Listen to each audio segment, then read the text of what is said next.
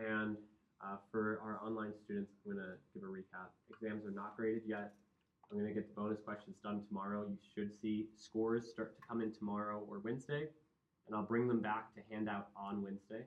So if you want your exam, try to be here Wednesday or message me, and we'll try to find a time to meet up so you can get your exam.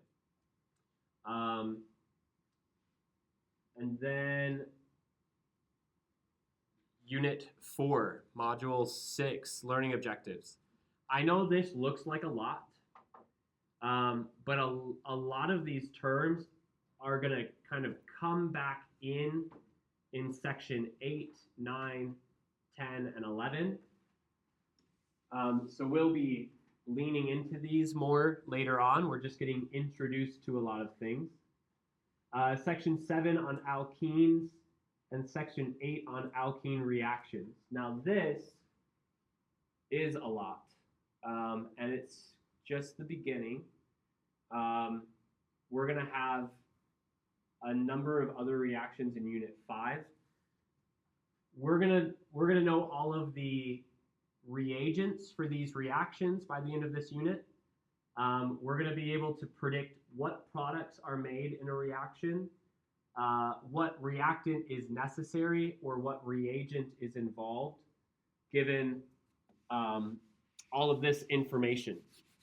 Or given two of those three things will solve for the other. Given two of these three will solve for the other. Just so you guys get like a sneak peek, so that you know what you're heading into in OCHEM 2. This is a learning objective for the unit that my students just had an exam on that was very reaction heavy. Here's reactants, reagents, and products. That's all part of one section.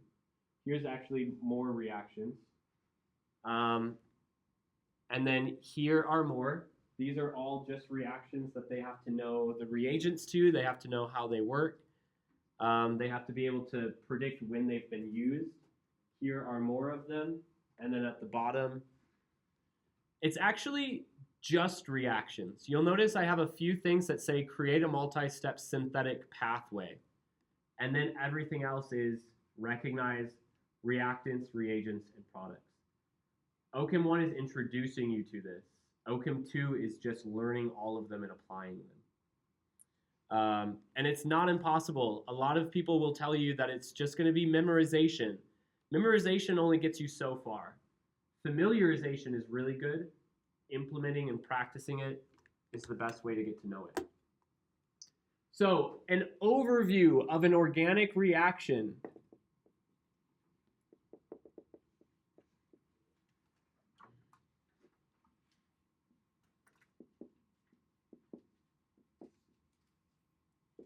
Here's a generic reaction.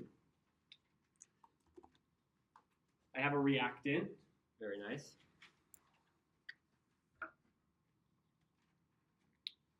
Over the reaction arrow, you will usually see a reagent and a solvent. Not necessarily always in that order, top and bottom. Sometimes the solvent is the reactant. Oftentimes the solvent is omitted because you don't necessarily need to know a specific solvent. If you're working in a lab, the solvent is obviously important. You can't run the reaction without it dissolved in something. But on paper, anything flies. It could be 3 different types of solvents. So why pick one? Often you'll just see it left blank. So this is not always there.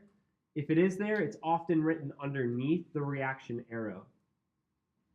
And then on the right-hand side, we have our products.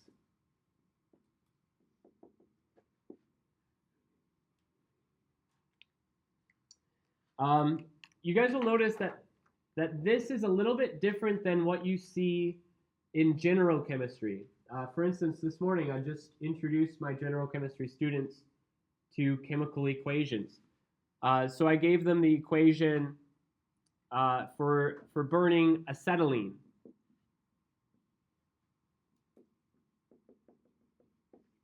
And you'll notice here that nothing is written above or below the arrow. It's written as reactants on one side, products on the other. The reason that we start writing things over the arrow is in part to save space, because things can just take up a ton of space in these organic reactions. So if we can utilize this dead space over the arrow, we have more space to write more things. Balancing equations is a huge part of Gen Chem. Balancing equations is not a huge part of organic chemistry. A lot of organic reactions are 1-to-1-to-1, but otherwise, you just provide excess of whatever reagent is not necessary, or whatever reagent is not like your primary product, whatever is cheapest. You provide an excess reagent to drive equilibrium to produce more products, but you don't always have to say what is in excess if it's not a 1-to-1-to-1 equivalency. So by the way, this is not balanced, and in Gen Chem you'd have to go through and balance that, but here you don't always need to. This reactant, it's sometimes referred to as the substrate. And I had a student in my summer class that asked why substrate is chosen. I'm not really sure. Substrate to me sounds like the thing I want to do the chemistry to. But with his biology background, substrate sounded more like the thing you provide to nourish the thing you're interested in. And correct me if I'm wrong, because I'm not really a biologist. But in a biological setting, you might have a substrate that you feed to a culture, right? Is that a good way of saying it? Got two guys nodding their heads, so I'm going to say maybe that's okay. So it does flip it a little bit. Substrate is our reactant. The substrate is what we're interested in. It's the organic compound we're doing chemistry to. Sometimes you'll have multi-step.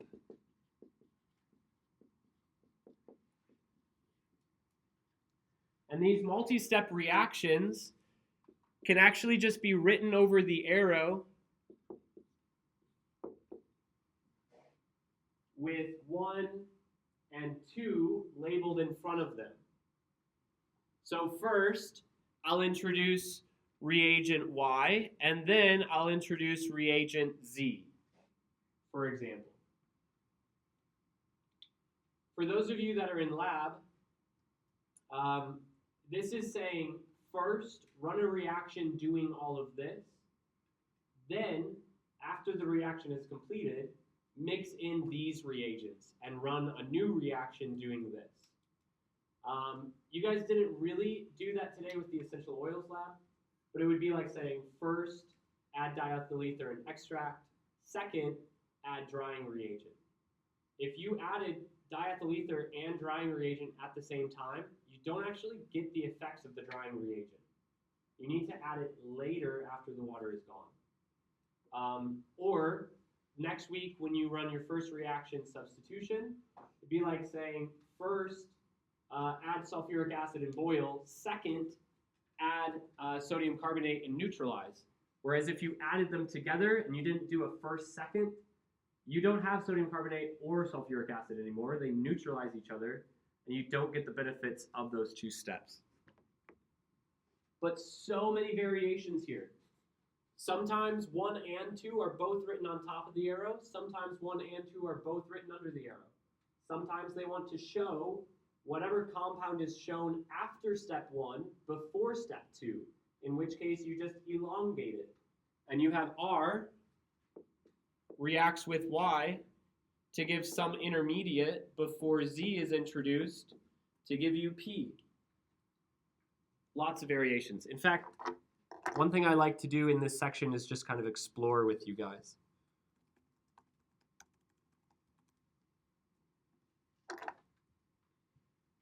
Did you guys think of any organic reactions? I forgot to really press you until you gave me one.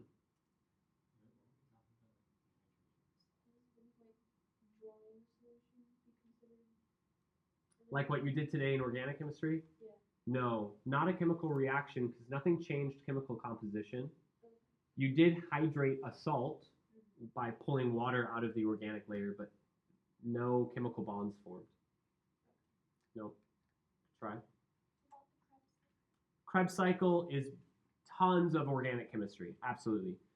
Bioorganic chemistry, to be specific, because you've got all those enzymes performing functions, but all of those enzymes are organic as well. In fact, let's just, big picture, say all metabolism is organic reactions. Anything else? Yeah, give me an example. Oh yeah, I deleted it. Yeah, so acetylene fuel is, I think, often used in like welding, and similar things would be like propane or butane or octane in your car, octane mixed with ethanol. The combustion of all of those are organic reactions. Anything else you guys can think of?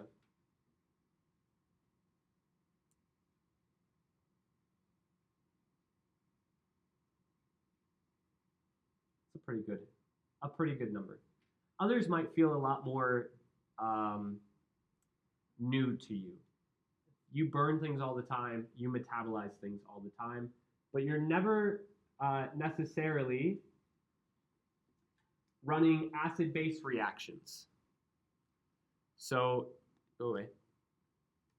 Here's an example of all of these acid-base reactions where these are organic compounds. So technically, those are organic reactions. Or this. This is a cyclic structural rearrangement reaction. Probably not something you guys think about doing very often. I want to try and find a synthesis flow chart for you.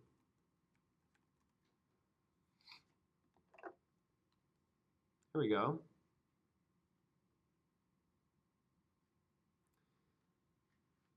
So here we take this compound. This is a carboxylic acid coming off of a cyclohexene ring. Notice that it's got steps on it. First, iodo-lactone. Second, hydride reduction. It's not even actually giving you the chemicals, and let alone, it's not telling you the solvent that's being used.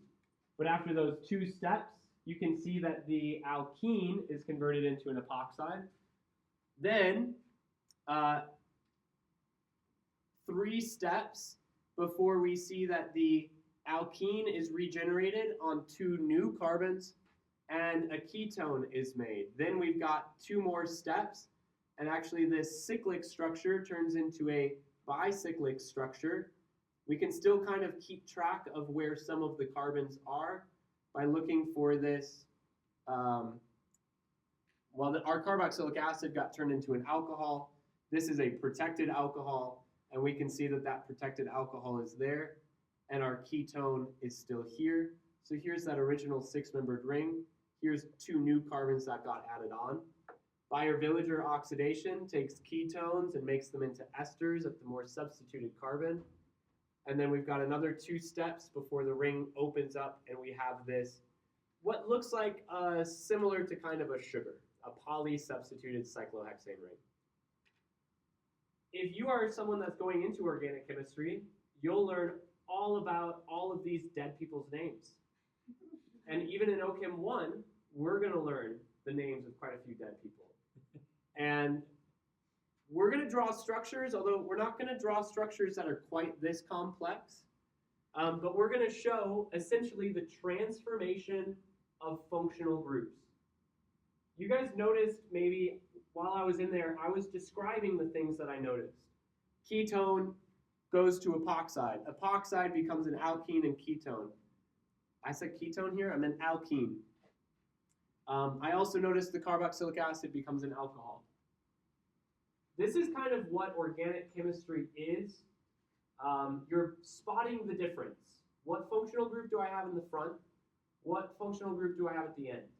What change am I causing, and how can I make that change happen? So if you are still feeling even a little bit iffy on your functional groups, keep studying them. Because all semester, I want you, all the rest of the semester, I want you to be able to say, I start with this, I end with this. These are the reagents that I need for that transformation to occur. Really cool stuff. Organic synthesis, organic reactions is the pathway for so many drugs that we've manufactured. AI is changing the game right now. AI is telling researchers what pathways are the easiest to synthesize a drug rather than just making them guess or check. But AI is also computing enzymes and looking at metabolic pathways and saying, here are 100 drug candidates for treating this one issue. These 80 are going to cause other metabolic issues. Let's not even bother synthesizing them and running them in trials. Let's focus on these 20. Here's the preferred synthesis. Let's get them into trials faster. So it's pretty cool. Actually, how many of you took Gen Chem 2 here? Do you guys remember the aspirin lab? You were doing an organic reaction in that experiment. Also, Gen Chem 2, you guys did a kinetics lab where you took acetone and you mixed it with iodine and hydrochloric acid, and you made an iodoacetone. That's another organic reaction. Both of them are reactions we'll see more in Gen Chem, OChem 2. Okay, so some terminology.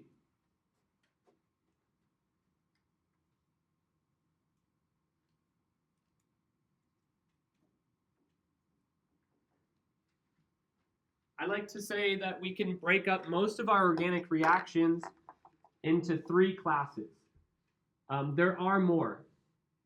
There are more categories, but these are the 3 that we're going to get into the most this semester. The first is addition reactions.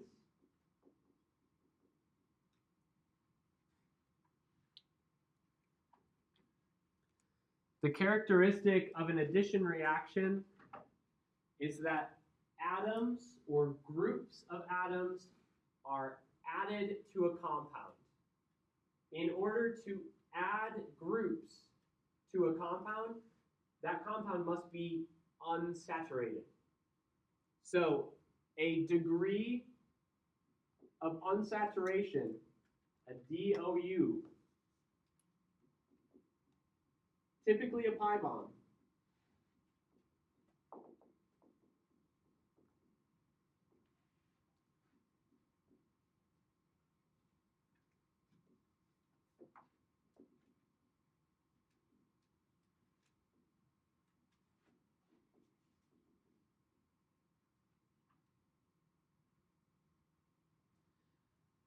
Yeah, I can think of a reaction actually. I said often too. I can think of a reaction that consumes a pi bond but creates a ring. Only one group is added. Technically, no degree of unsaturation is consumed. But we still call it an addition reaction. So this name, I guess, is really not perfect. The most common ones that we're going to be looking at are taking alkenes and reacting with something to get these 2 new groups added across. And the other common starting material for us this semester will be alkynes.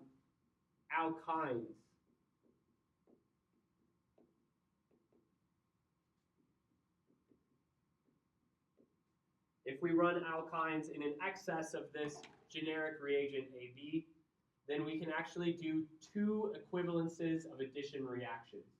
We have 2 equivalences of that pi bond.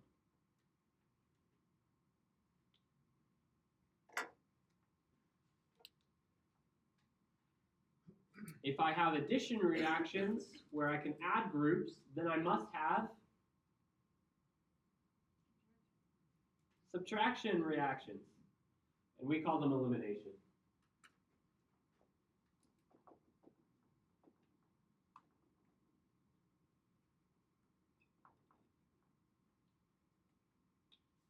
Elimination reactions create a degree of unsaturation, a pi bond.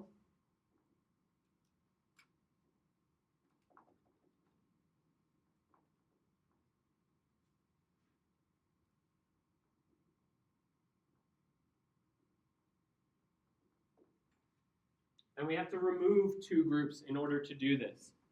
One group will leave and take electrons. The other group leaves and donates its electrons to create a pi bond. So I'm going to draw this a little bit differently, but here we've got X and Y, and those can be eliminated to form an alkene. And in the same way, if I have two equivalences of X and Y,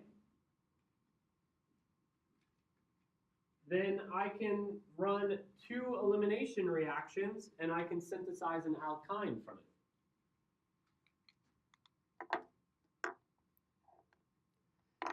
Now that's true for our class this semester. We're going to be dealing mostly with alkenes and alkynes in our addition and elimination reactions.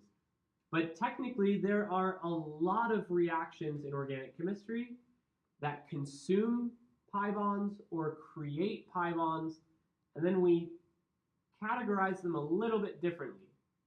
And that shows up more in OChem 2. So these classes are overarching, but there are also other descriptors that we can apply to the reactions. None of them necessarily are correct or wrong. It's just how we differentiate some of them.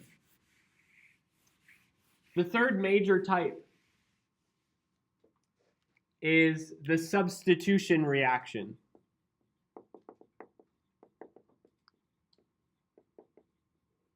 What if I don't add groups? What if I don't remove groups? What if I just break one bond and substitute it for another group?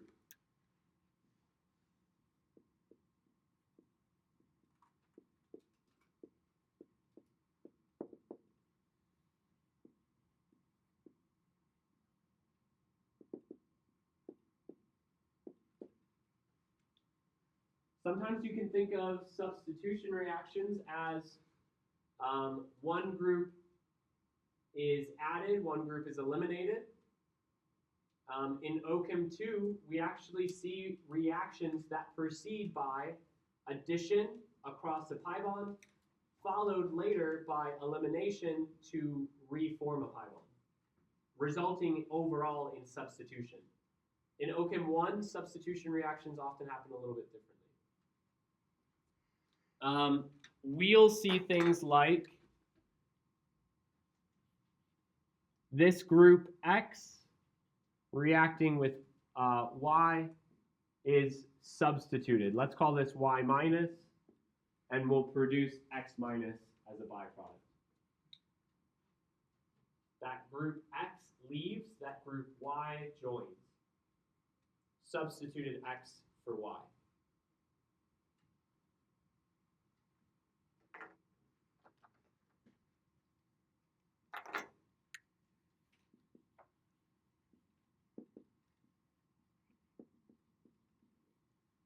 Here are some other ways that we can classify our reactions.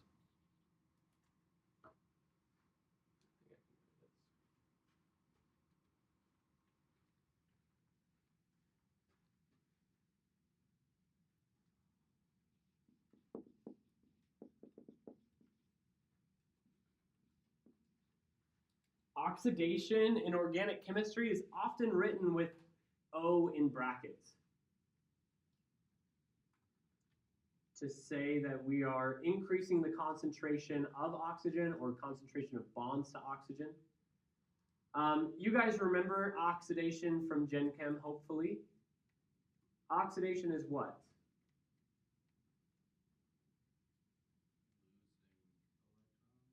losing electrons. And in organic chemistry, that doesn't mean that carbon goes to form a positive charged ion. What it often means is that you increase your bonds to more electronegative atoms.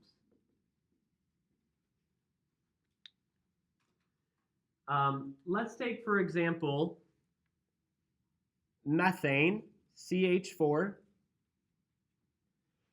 and this newly reported chemical, methane tetrol.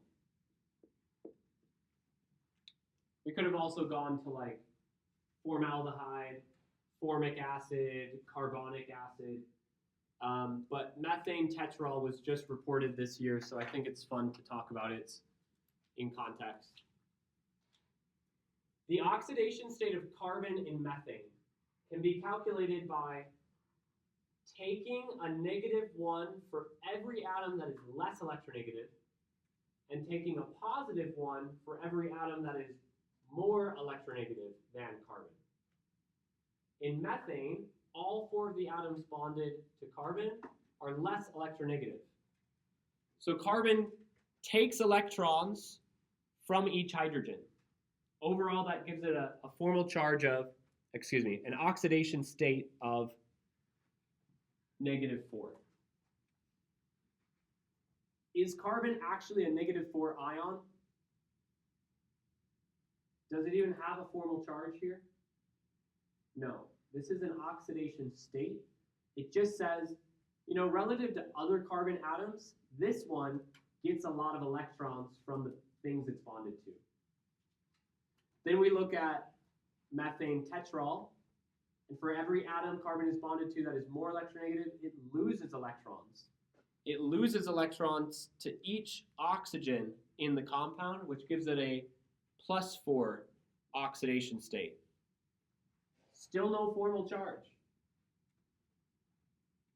It's still a neutral atom. But relative to other carbons, this carbon is losing its electrons to the oxygen. Has carbon been oxidized or reduced in this process?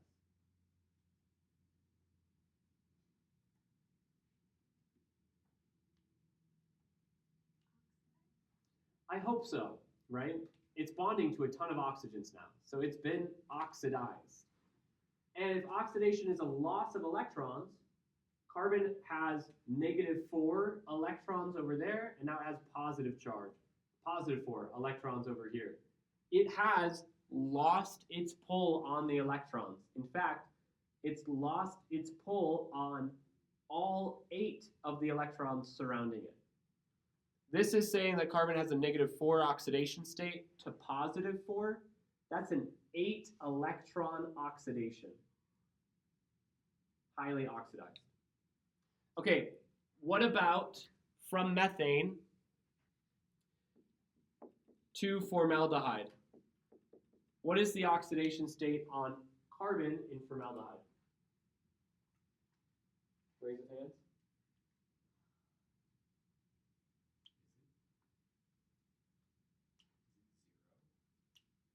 Is that your hand? It is 0. Carbon has a 0 oxidation state in formaldehyde. The 2 bonds to oxygen get canceled by the 2 bonds to hydrogen. Is oxygen the only atom that is more electronegative than carbon? No. So here's another reaction. We do this quite a bit in our class. Let's take cyclohexane. We're going to run a reaction with bromine and light. And we're going to get bromocyclohexane.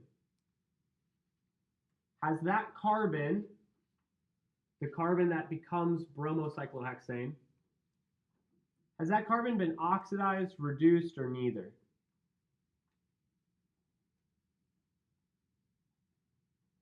Has that carbon lost electrons at all?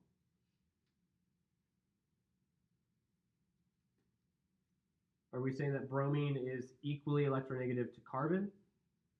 and that's why it hasn't lost any electrons. Bromine actually is a little bit more electronegative than carbon. Carbon loses one of its bonds to hydrogen in exchange for bromine. What type of reaction is this? What class? Addition, elimination, or substitution? This is a substitution reaction. Is it an oxidative substitution, a reductive substitution, or neither substitution?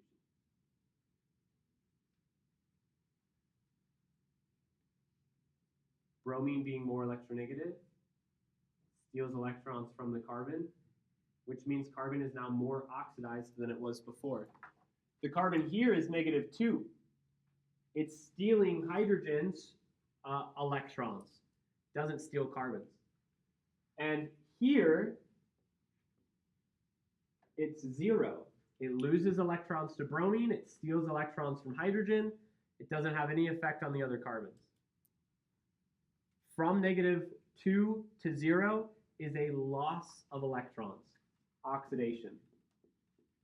Maisie? You put 2 bromine. Is that because and there's only one on the Yes. product? Is that because it was connected to 2 hydrogens in the? You know what? That's a great question. And I didn't mean to confuse you guys too much with the reagents over the arrow, but I think I should probably clarify real quick. This is elemental bromine and H nu. You guys know what H nu gives us? Yeah, I mean, H nu is part of the equation for light. Lambda equals, or something, E equals H nu. But we use it to substitute for ultraviolet light. And actually, this reminds me, there was another part of that reaction I didn't quite give you, which is byproducts. There is a byproduct formed in this reaction that we're just not interested in because our substrate was brominated, our substrate was oxidized. That's all I was curious in. But what do you think the byproduct would be? One hydrogen is missing, the one that was on the carbon and isn't anymore, and one bromine is unbalanced. Yeah, hydrobromic acid, HBr. A byproduct, not the main concern in this class. Here I just wanted to say this was an example of oxidation that didn't actually involve oxygen, which is okay, right? Oxidation is named after oxygen, but it doesn't require oxygen to be there. Elliot, you got a follow-up question? Why is it -2 0 instead of -1? Does it only kick out one of the hydrogens? This was a -2 oxidation state? Yeah, because the carbon's bonded to 2 hydrogens. Yeah. Oh, so bromine's just taking that effect, okay. Well, actually, there is a good way to think about this. The 2 electrons in the bond between CH belonged to carbon. Now, those 2 electrons belong to bromine. So that's a 2-electron oxidation. Similar to here, we had an 8-electron oxidation because all 4 of our bonds got oxidized. Good question. All right, the opposite of oxidation, reduction. And oftentimes you'll see reduction written H in parentheses. Because what is less electronegative than carbon? Hydrogen. We're going to deal with a lot of reactions. Well, the definition, though, is that we increase the number of bonds to less electronegative atoms. We're going to see a lot of reactions this semester that take alkenes and alkynes and convert them into alkanes by reacting them with elemental hydrogen, H2. But there is another example of reduction, and it's much more prevalent in Gen Chem 2. But if I take this ketone and I react it with a reagent called an organometallic, you can see this is a two-step process. It just has to be followed with water to neutralize everything. The result is one of my carbon-oxygen bonds breaks and a carbon-carbon bond forms. Technically, I have increased bonds to less electronegative atoms. Technically, it's not less electronegative than carbon because it is carbon, but it's less electronegative than what was there before. 2 bonds to oxygen, now it's just 1 bond to oxygen. The carbon in the center has been reduced. The carbon was a +2 oxidation state, and now the carbon is a +1 oxidation state. Similarly here, I have a -1 oxidation state going to a -2 oxidation state. Reduction is gain of electrons.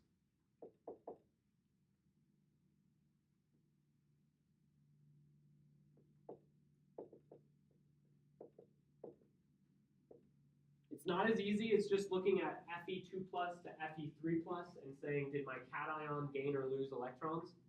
We actually have to look at the surrounding atoms to figure out whether atoms, whether they were lost or not. All right, I wanted to give you guys a break a while ago, but I just can't stop talking. So I want you guys to take 5, and then when you come back in here, start working together and classify these reactions. Go through and figure out what's addition, what's elimination, what's substitution, and then see if you can label them as oxidation, reduction, or neither. And you may need to look at more than one atom and say, this atom is oxidized, this atom is reduced, overall, nothing happens. Or both of these atoms are oxidized, both of these atoms are reduced. All right? So we'll work on that until about 6:30, 6:35, and then we're going to cover a few more aspects of our organic reactions.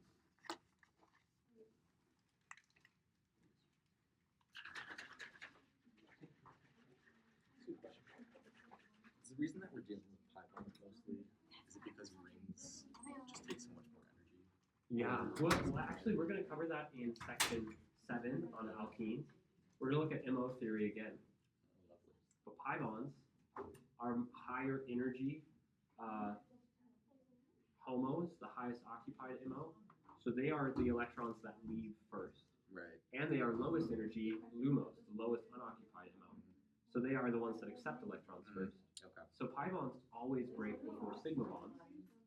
So Okay. breaking a ring often means breaking a sigma bond. Gotcha. That's really hard. Right, right. But breaking this degree of unsaturation, breaking the pi bond, much easier. Okay. Okay. Good question. What is this under here? I missed it. That's okay. I didn't really clarify. This is just palladium Palladium. / carbon. Oh, it's a slash. Okay. Yeah. And we'll talk more about it when we get into our reactions. I know it's like kind of confounding right now, but if you guys come back to look at these notes later, like at the end of the semester, you'll be like, oh yeah, I know those words now. No, you're good. I was just confused Some if of there them. was like an L, like Yep. PDL or something. No, that is confusing. You know what's really funny is that you mentioned Fe2 plus to Fe3 plus. That's literally what I'm doing in my lab right now. Is looking at one of the enzymes that does that. I'm looking at peroxidase enzyme right now. Why does it do it in your blood? You don't want that to happen in your blood. No, it's like one of the it's where the reaction. It's where like when you have Fe2 and you're like it's like when you have the Fe2, it's the enzyme responsible in your blood to turn it into the Fe3 state, which is then transported to the rest of your body. Okay. Yeah. Will you explain on this example, like what the how you're gonna use plus and minuses? Yep. Is this one different because we're doing H's? No, not really. Carbon to carbon, Mhm. 0 oxidation state. I don't steal electrons from carbons. I don't give electrons to Because carbons. they're equally electric. Correct, correct. Okay. And I say I, but I mean carbon. Yeah. Because organic chemistry is carbon central. Okay. Carbon to carbon, no difference in electronegativity, no oxidation state value. Mhm. So this steals electrons from one hydrogen, -1. It's got one bond. There's one bond, two hydrogen. So you're doing the carbon hydrogen, it steals from the hydrogen. So that would be -1 because of the one hydrogen. Correct. Must be negative two because they found the two hydrogen. Two hydrogens. Correct. Okay. So then why is this a plus? Because here, carbon to carbon, I'm looking at this carbon in the center. Yeah. Carbon to carbon, nothing. Yeah. Two bonds to oxygen, Oh, God. Okay. loses electrons. Yeah. +2. One bond Okay. to oxygen. Three bonds to carbons, one bond to O, +1. +1 because there's one difference basically. Two There's bonds. one bond to O. Yeah, one bond. So it's being stolen by one because these are all the same. Correct, Okay. correct. Get it? Anything else was there but oxygen doesn't count as the same? Depends on the negativity, As long right? as it's more electric. Yeah, so like bromine, chlorine, One or a fluorine. double bond. nitrogen, Anything more than carbon. anything more electronegative than carbon, we'll give that carbon a +1. Yep. Good. You bet. Let me know if you've got questions, labeling them as addition, elimination, or substitution, and then identifying whether oxidation has occurred or reduction.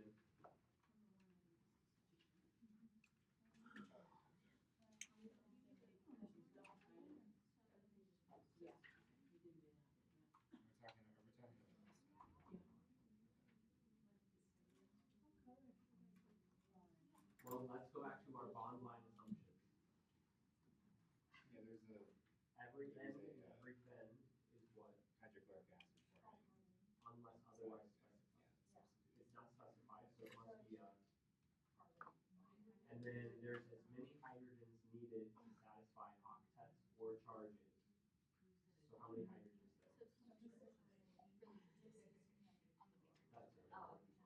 Okay, this is Good. a elimination. So we're going from we're getting an alkene. Well, actually, there's only CH3s in the periphery, and now there's CH3s in one CH2. So we did get rid of chlorine. And we got rid of This one. And remember elimination, we said Elimination. we removed It's the formation of an alkene, like the formation of an alkene. and I created So by the way, you can have combinations. You can have elimination that is reductive, and you can have elimination that is oxidative. You can have addition that is reductive, and elimination that is oxidative. You can have substitution that is oxidative, or substitution that is reductive.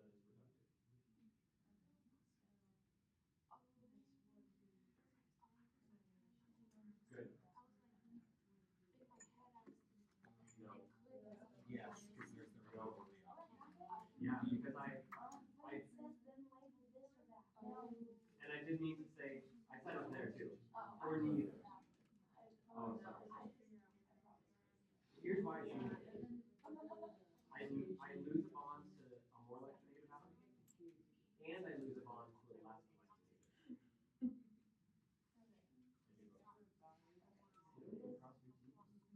We're Dr. Neither has both an I and a C and an C to any They blend, it's really bad. You don't cross it. We're dotted. I put it together. So this, But I have This dotted. is definitely Yeah. Where is it? the addition. This one has it.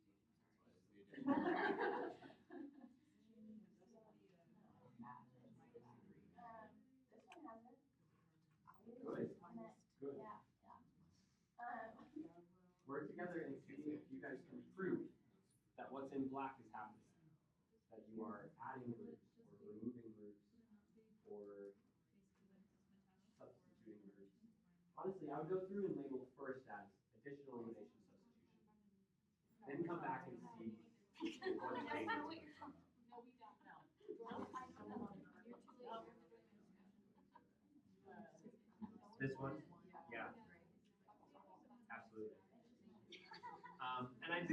I'll reiterate that there is a third option. It's not just oxidation reduction alone. It could be neither. And sometimes you'd have to consider multiple atoms. So if one atom is oxidized and one is reduced, then overall the molecule has not been oxidized or reduced. Actually, yeah, that's all.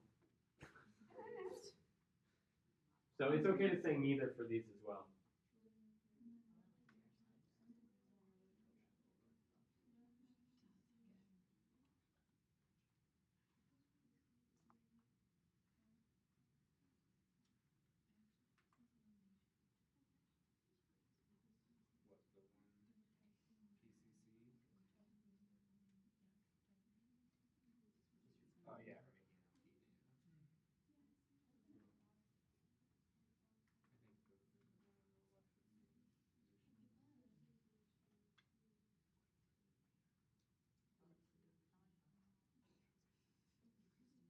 What's the one PCC?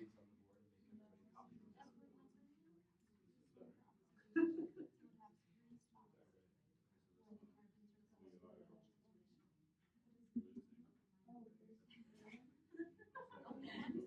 I think there's one on the left of the position.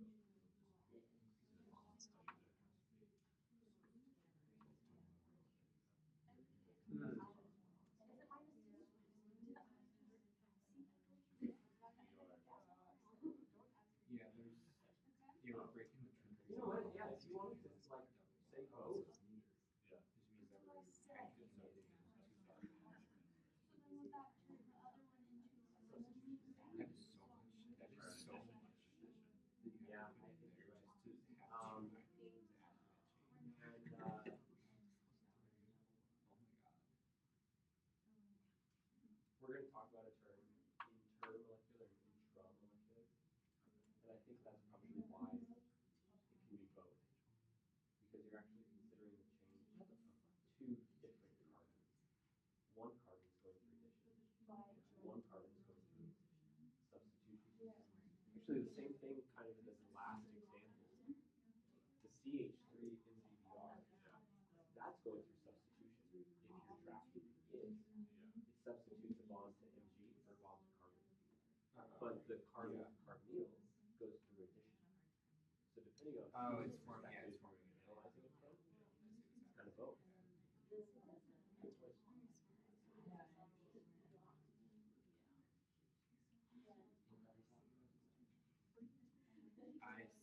Okay, I'm starting to get positions for this.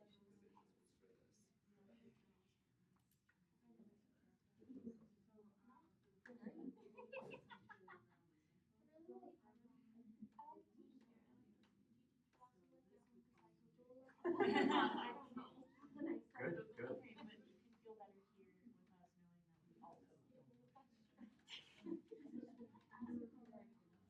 Of course. We just have to figure out if anything is becoming more oxidized by the product. Yes, sorry. Okay. Okay, so I want you guys to label addition, elimination, or substitution first, No, and actually, then come back and I think actually decide, is it oxidation as well, or is it reduction as well? So if I were bringing those three Hold on. Yes.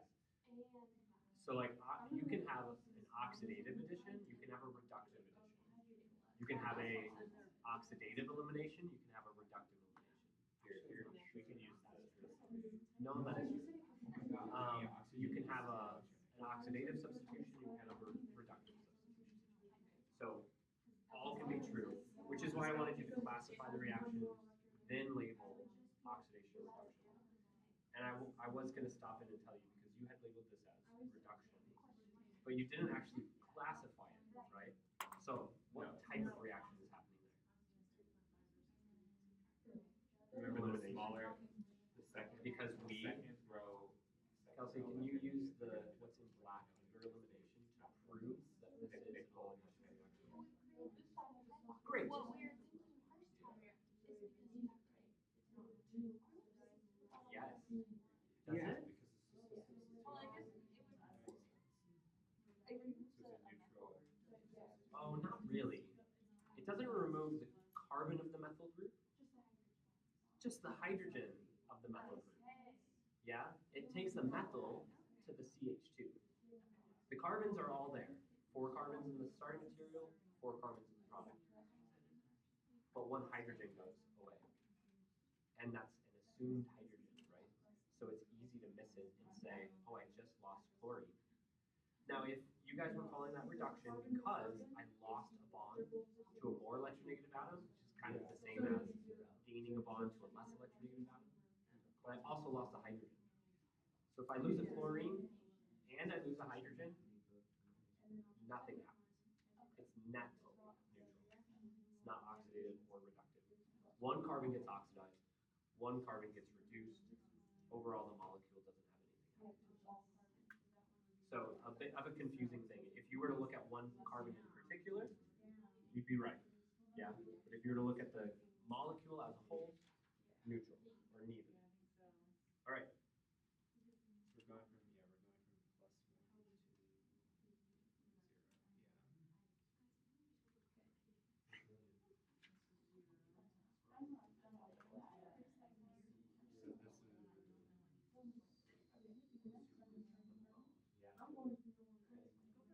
0. So this is. Yeah. And actually, it's this carbon that individualizes to this carbon. So it's almost like substituting a bond for bromine for a bond for carbon. That would be substitution. But this So carbon goes from having is one bond. so if we're subtracting 1 to make 0, that's reduction, right? But what? If we're taking a +1 to making it neutral. Addition. Yes. Yeah, So you can actually say both. Yes. You can say that this carbon goes through substitution by adding plus this carbon. So I would say both, depending on what perspective you take.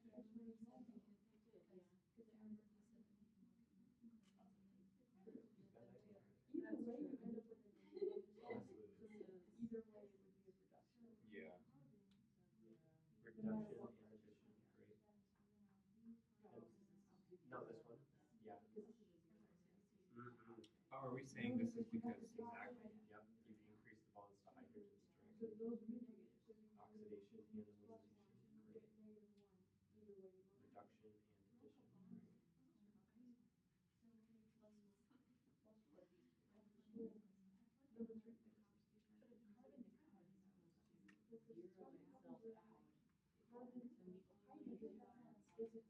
Wait, one more time. Yeah. wait, which one? Oh, I thought we saw number 2. I was so confused what we were talking about. It is an addition because you've got the double bond consumed.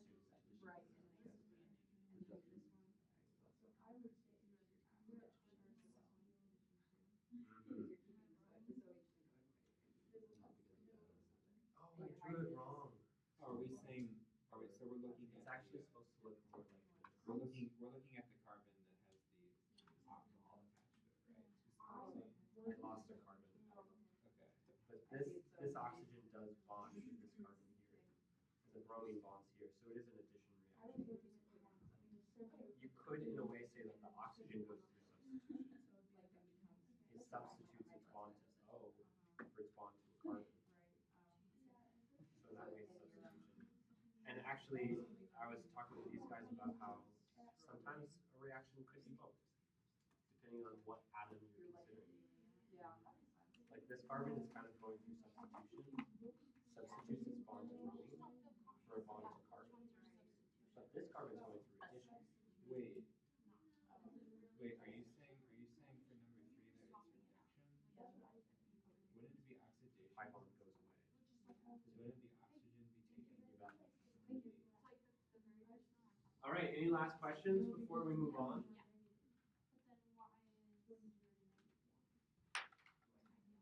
But wouldn't it go plus?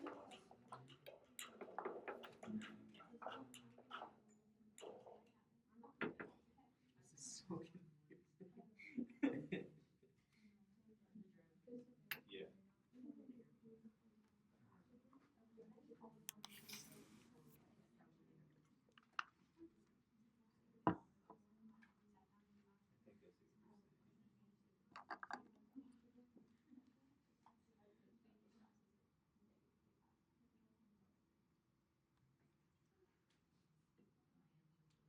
How would you classify the first reaction? Addition, elimination, or substitution? Substitution, plain and simple. Cl leaves, OH comes on. There is a byproduct that's not shown, and that byproduct is HCl. But we'll talk more about that reaction later in this unit. Would you say that the carbon in this reaction that's gone through substitution has been oxidized or reduced, or neither? Yeah, it substituted a more electronegative bond for another more electronegative bond. In my second reaction, on the right, addition, elimination, or substitution? Yeah, one of the most striking things is that we create that pi bond. So that's good evidence of an elimination reaction. I noticed a number of groups that were saying, I see the chlorine is lost, but I don't see what the second group is that's lost. And that is a hydrogen.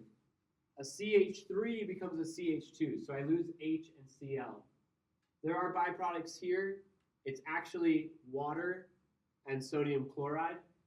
Now, again, we'll talk more about these reactions. Oxidative, reductive, or neither? It depends on what carbon you consider. This carbon loses a bond to a more electronegative atom and gains a bond to a less electronegative atom. That's reduction. But this carbon loses a bond to a less electronegative atom, technically substitutes it for a bond to a more electronegative atom. That's oxidized. So one carbon has been reduced, one carbon has been oxidized. The molecule as a whole has not been oxidized or reduced. Oh, so it's the summation. If you look at specific carbons, you can say what's happening to them. But if you look at the molecule as a whole, then it's the sum of everything. All right, how about this reaction? This alkene that we formed above reacts in a two-step process: addition, elimination, or substitution. Good. Pi bond is consumed. I go from an alkene to this primary alcohol. We can see that there are two groups that have been added. One is OH. What is the other? Excuse me. Is it just OH? No, actually the CH2 becomes CH2OH. Yoon, where is that H that's added? Yeah, this tertiary carbon gets an H. So I've added an equivalence of H and OH, which is, excuse me, which is water. So we call this a hydration reaction. I add water into the molecule. The next reaction to the right. Addition, elimination, or substitution? Addition, a pi bond is consumed.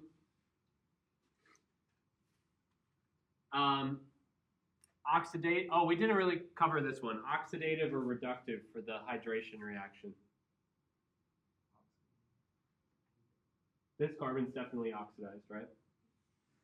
What about this carbon? Reduced. So net neutral.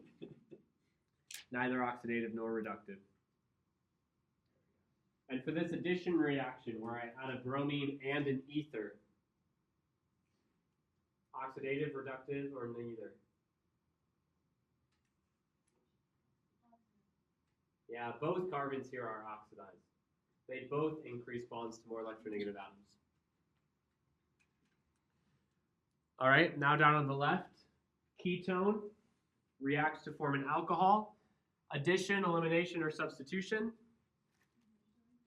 This is an addition reaction because the pi bond is consumed. Oxidative or reductive?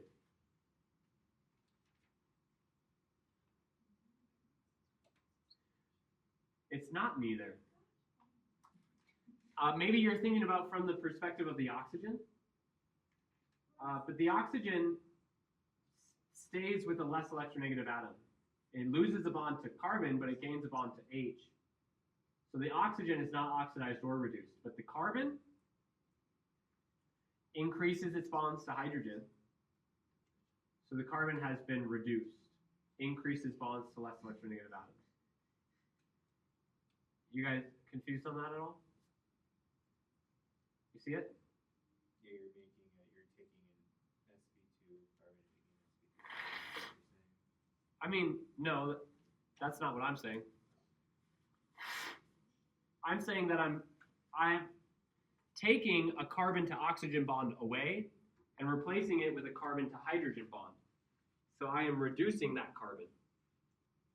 I'm giving that carbon more hydrogens. It is true that it's sp2 to sp3, Oh, I see what you're saying. but it's not about the change in hybridization so much as the change in what it's bonded to. What about to the right?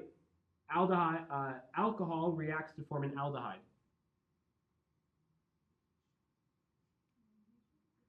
Elimination? Absolutely. We create a pi bond. Oxidative or reductive? Oxidative. I increase the number of bonds to O.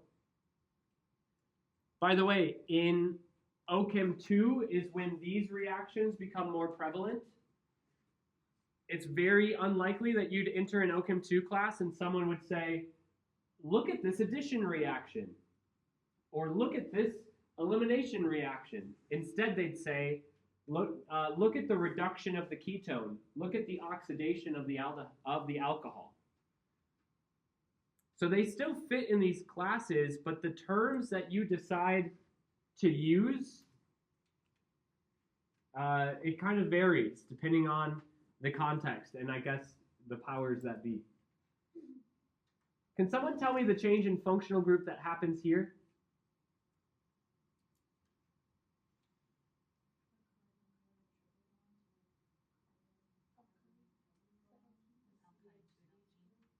Good.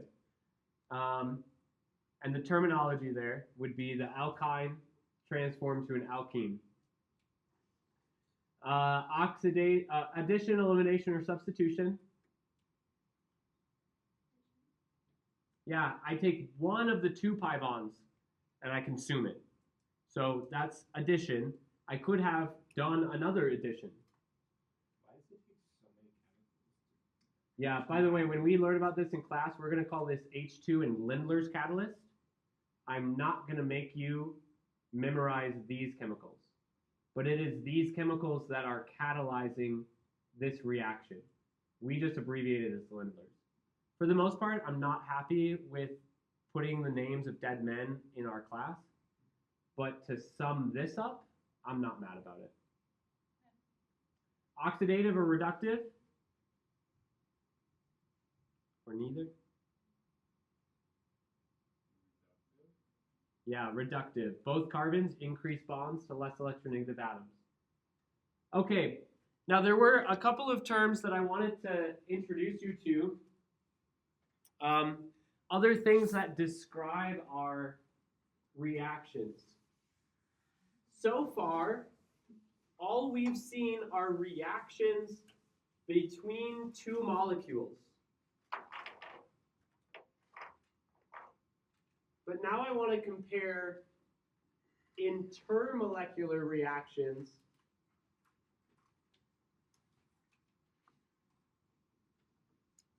and intramolecular reactions. How many of you have ever driven on an interstate? Great. Natalie here is our one and only interstate driver. None of y'all live in Weber, huh? Or Sandy. Interstates, famously, go between states. Except for, of course, like H1, which is localized on Hawaii. And I think Alaska also has an interstate that is only in Alaska. Also, there are other states in the South that have interstates that just stay within one state, but they're funded by the government, the federal government. Anyways, typically interstates between states, intermolecular reactions between molecules. This requires two or more.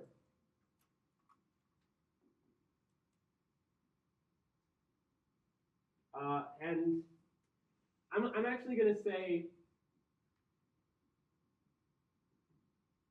this typically means two or more carbon compounds. I'm having an intermolecular reaction with two or more carbon compounds.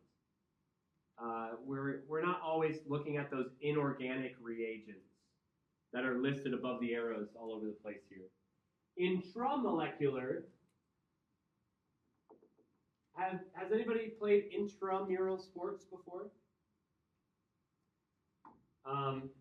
Intramural soccer, intramural frisbee, intramural football, all within one college. Intramural. I actually just don't know what mural means. What's another example of intra being used? What? No, really, I don't know. I didn't hear it. Come on. Oh, intracellular. I like that. Good. I would have never come up with that. You've heard of an intrastate? That's what Hawaii has. I think mural in this case is referring to like within the walls, because mural can be described as like it's another way to describe it. Within the walls of the college. Yeah. Okay. You guys know what intramural sports are? It's just like rec league at a college level, basically. The non-art definition of mural is like of or like relating to a wall. Interesting. Intercollegiate sports, their counterpart is intramural sports. Intramolecular reactions, those are going to be reactions that happen within a molecule. Do you guys remember when I brought in my window ties, the magnets, and I had you guys pass them around and play with them? Feel the attractive and the repulsive portions of them?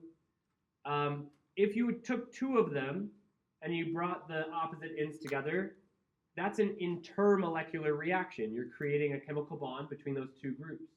But if you had just the one and you looped it around on itself and you made a circle, well, that's an intramolecular reaction because one end of the molecule reacts with the other. Intermolecular reactions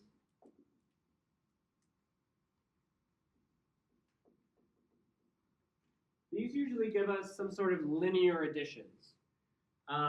Technically, yeah, I don't think, like in terms of elimination, I guess we wouldn't really call it inter or intramolecular necessarily. Addition or substitution reactions though, you're just gonna get a longer chain. You'll have a carbon chain, now you're just adding on more to that chain. Whereas intramolecular, these are ring closing reactions. And that's what you notice here in our last two reactions. We've got two ring closing reactions. A linear chain forms a 6-membered ring. A linear chain forms a 5-membered ring. And I actually messed up on that 5-membered ring. So if you would help me, that bromine should not be coming off of the same carbon as the ether. Instead, this should be a carbon coming out, a CH2 group, with the bromine bonded off of it. There should be a CH2Br. And that's actually this CH2 of the alkene becomes this CH2 of the Br. The CH of the alkene becomes the CH of the ether. An intramolecular reaction is where one molecule reacts with another part of the molecule. And if that happens, you're going to create a ring. You can have intramolecular reactions that are on cyclic compounds, which means you create a new ring and you go from cyclic to polycyclic, bicyclic, or whatever. You increase the number of rings in your compound. Which of these reactions would you suppose happens faster? Imagine a solution of this reagent being mixed in a reaction. This reagent could react with other molecules that are in solution. or it could react with itself. Which do you think would happen faster? For my two window ties, I really wish I had them. My two window ties to find each other and react to form a bond, or for one window tie to find itself and form a bond?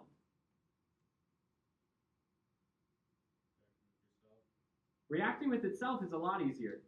Because remember that molecules are really small, and in order to find each other, they have to swim through their solvents. So if I have two molecules, they could be as far apart as this room from each other. That's going to be within a reaction flask still. And they're separated by thousands of molecules of solvent. They have to swim through those solvents and align themselves in just the right way to form the bonds that they need. But I could just take that same string and I could do a little twist on it and I could get it to fall in on itself. Done. Reacted. Intramolecular reactions happen very quickly. I'm actually going to say happen more quickly. Is that the right verbiage? I'm not sure. Happen faster. So if a compound has the choice between inter and intramolecular reactions, it will react with itself intramolecularly. All right, I've taken you guys over time. I appreciate your time. Have a good night. On Wednesday, we'll wrap up section 6 and start into section 7.